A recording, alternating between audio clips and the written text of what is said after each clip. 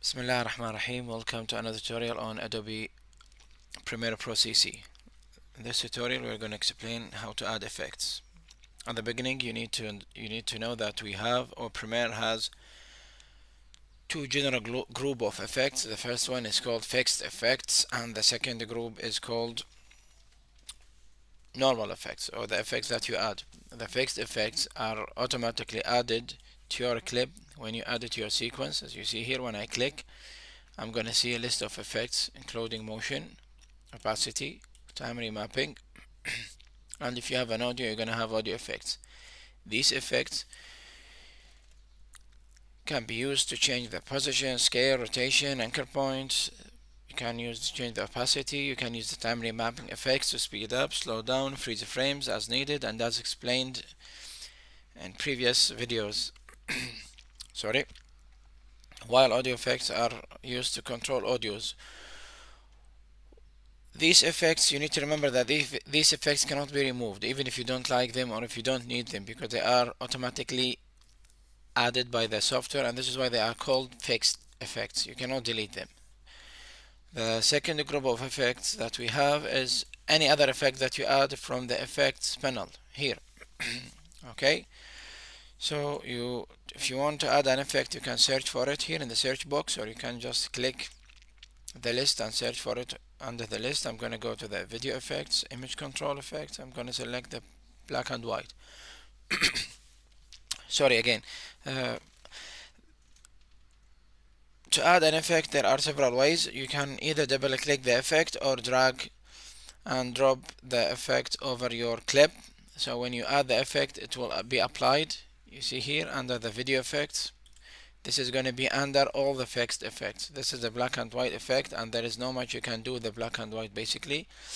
Other effects will have extra settings that you can change, but in Adobe Premiere CC basically you can mask the effects that you want, and we're going to cover the masking of effect and effect masking in separate tutorials inshallah. But for example, I'm going to show you, if you add a rectangle here, you see now you're going to mask your effect, which means not everything will be black and white, only the parts that you want to add. Okay, so you can change the shape of the mask as you want, and of course you can use the pen tool to draw the mask, and at the end again you can track it just to make sure that it's gonna be, or the mask gonna follow all the frames. Anyway, as I said, this is not going to be discussed in this tutorial. I'm gonna delete the mask. You see now everything is applied. Now to delete an effect, you have to select the effect and delete it. Okay, but if you want to make to keep the effect but you disable its effect, you can just click this FX icon here, and this is going to disable it. And this is a good idea if you want to see how this effect affected your clip without deleting it. Okay, there is another very important thing you need to remember about effects, which is their stack order. If you add more than one effect, who comes first, who comes last is important. And basically, if I'm going to add an effect called blur this time, we have several types of blur. I'm going to just add a Gaussian blur or directional blur if you want.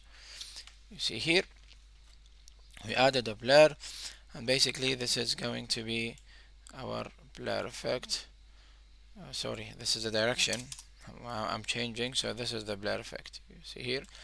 Now if you do this, the blur is going to be applied on the black and white video.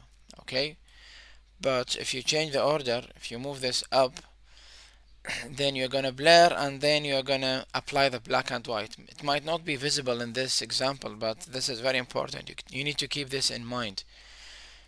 The stack order of effects are very important. Okay, so I'm going to delete them, as I said, by pressing the delete key from the keyboard. Now Premiere provides not too many effects, but a good number of effects that you can work with, even though if you are not satisfied with the set of effects that Premiere provides you, you can add or install effects from third-party sources. So the other thing you need to know that you have presets or effect presets that you can apply to your clips, and the presets are basically either effects, only effects that can be applied, or an animation, or let's say not animation, and animated effects that you apply to your clip. For example, I'm going to go to the presets. You see here, I'm going to go to the blurs. I'm going to select the fast blur in and fast blur out. You can add them both, so you see you have two effects now added, the fast blur in and out.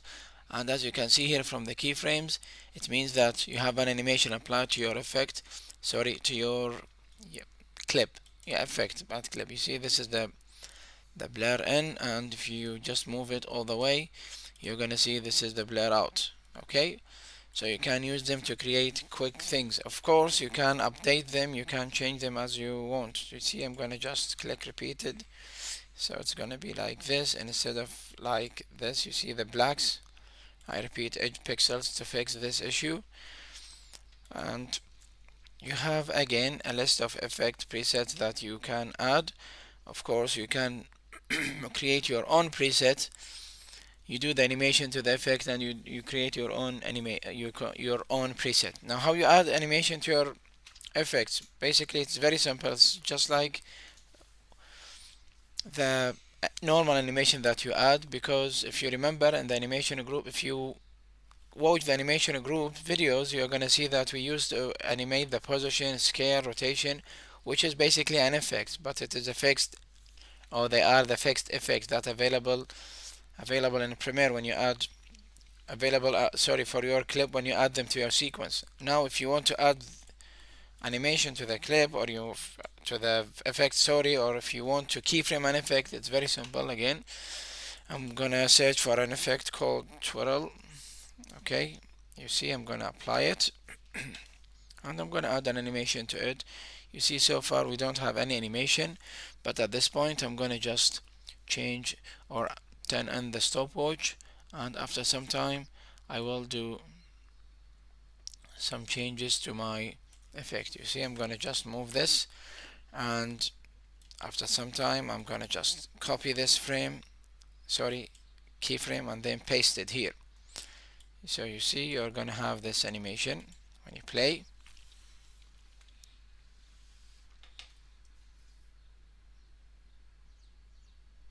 You're gonna have this animation, and then it's gonna go back again. So it's slow, you can speed it up. I think you got the point. So anything with the stopwatch, as we said earlier, can be animated, whether it's an effect or anything else. Thank you very much for watching. See you in the next tutorial, inshallah.